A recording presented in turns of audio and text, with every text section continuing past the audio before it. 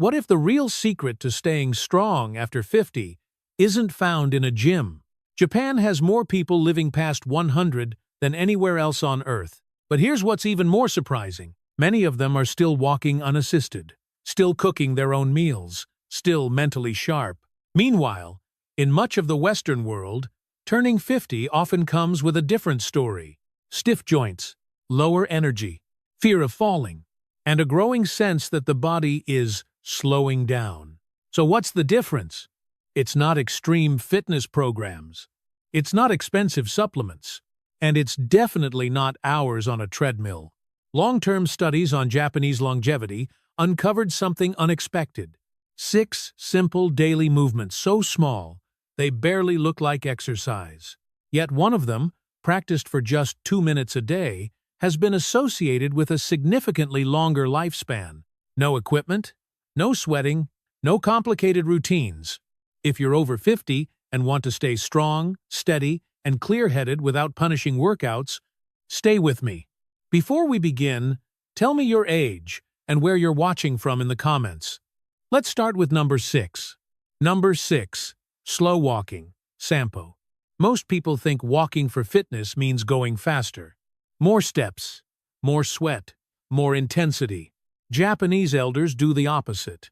It's called Sampo, slow, intentional walking. Not for distance, not for calories, for control.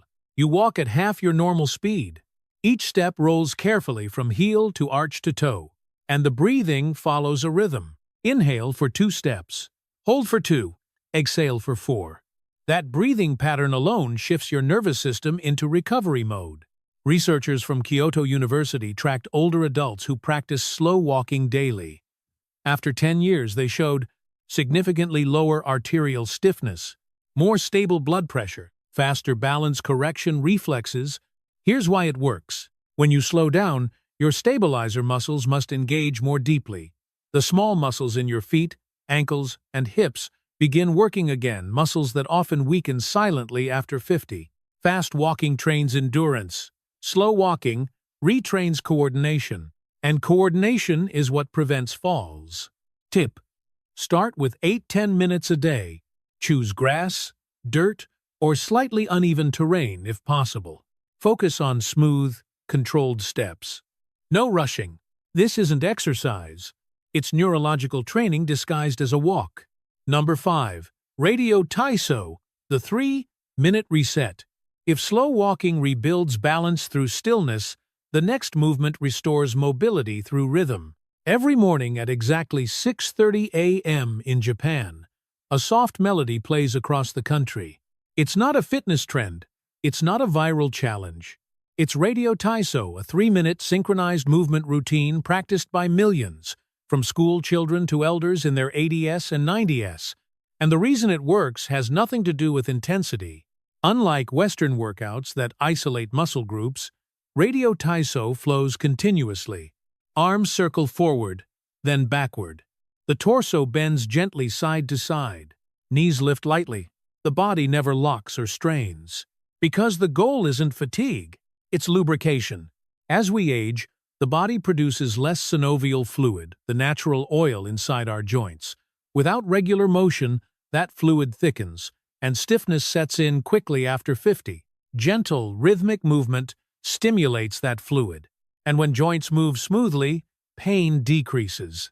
In a large study tracking over 8,000 older adults, those practicing Radio Taiso daily showed 40% fewer falls, 55% less chronic back pain, greater shoulder and hip mobility well into their 80s. But what makes this ritual powerful isn't just biomechanics. It's consistency.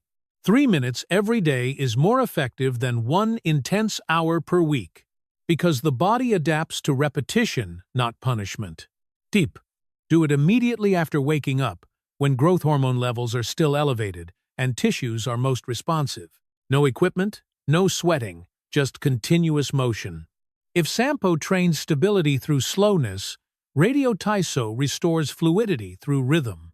And when stability and fluidity combine, the body begins to move younger. Number 4. Deep squat rest, the posture we forgot.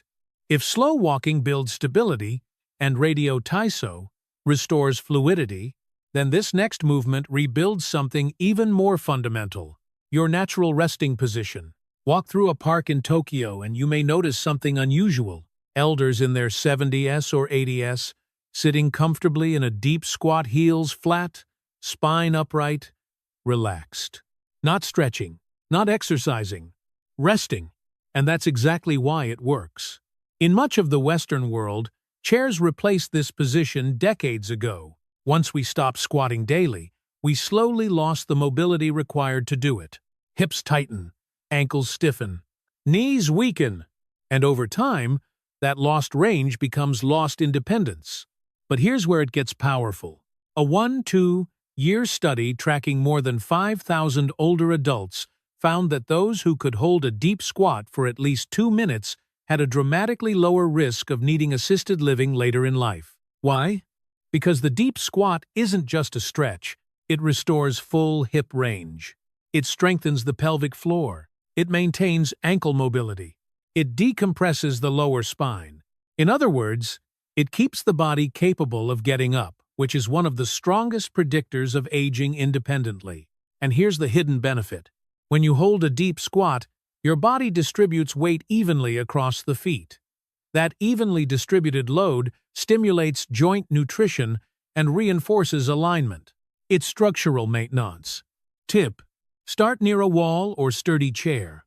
If your heels lift, place a small rolled towel underneath them. Hold for 20-30 seconds and build gradually. Don't force depth. Let your body remember, because this isn't about flexibility. It's about reclaiming a posture your body was designed to use. If Sampo rebuilds balance and Radio Taiso restores motion, deep squatting reconnects you with your foundation.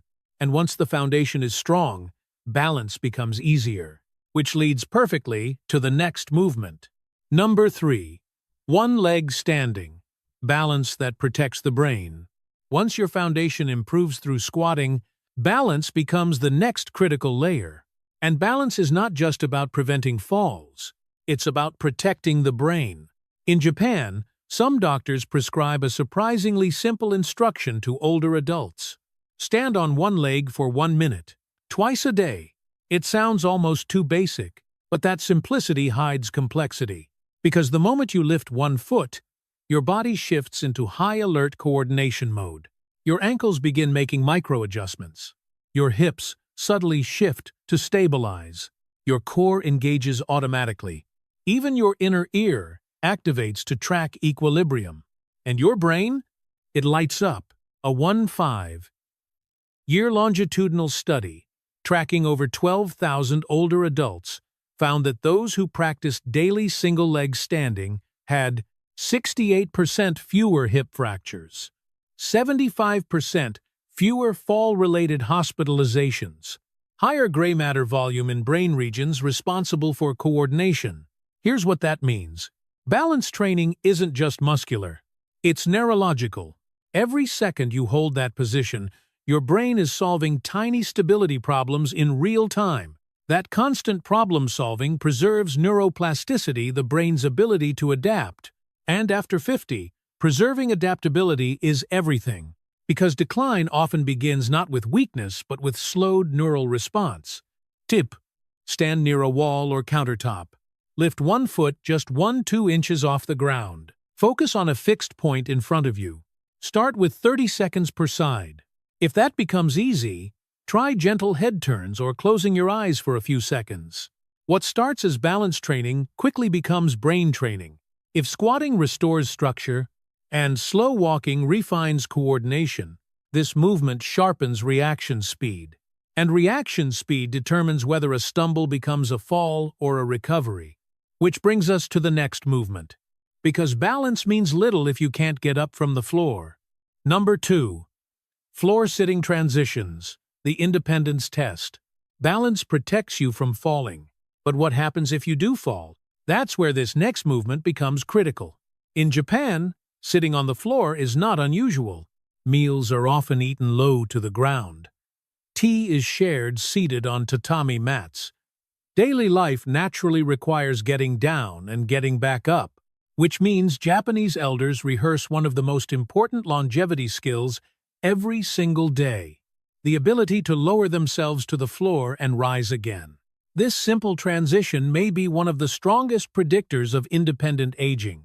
A large population study following over 10,000 older adults found something striking. Those who could sit down and stand up from the floor without using their hands had significantly lower mortality rates over the next 6 years. Why would something so simple predict lifespan? Because this movement is not simple at all.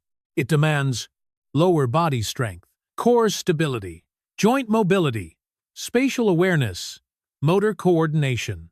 In other words, it requires multiple systems working together.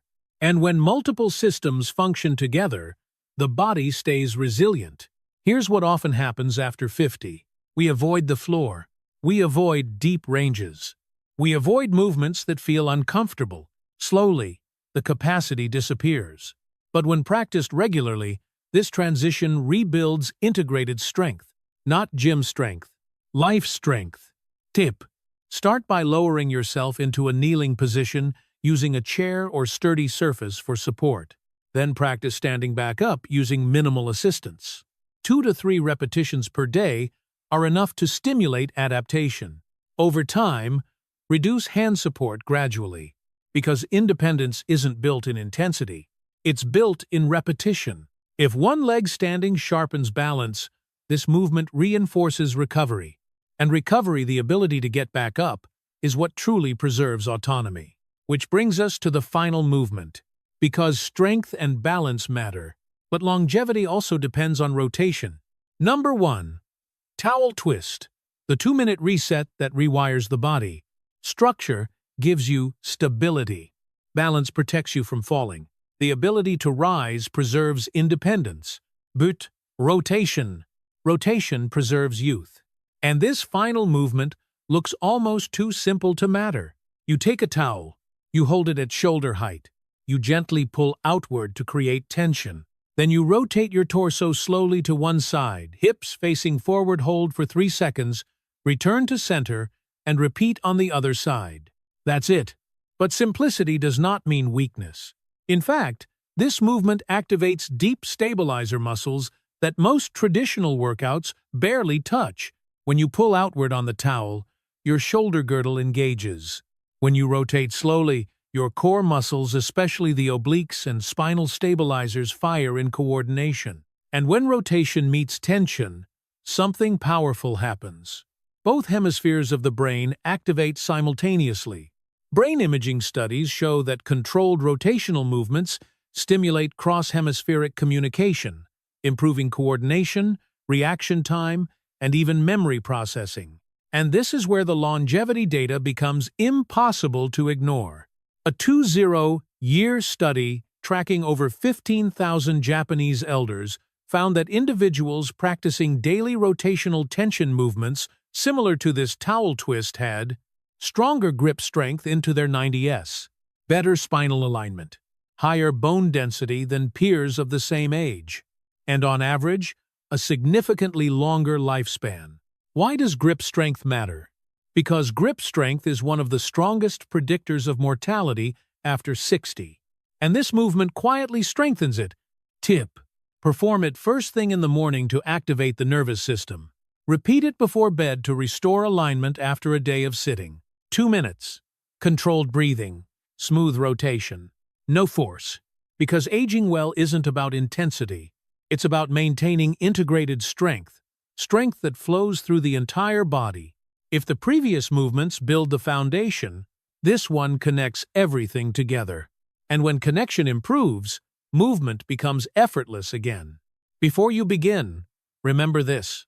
These movements are not about pushing limits. They are about preserving capacity.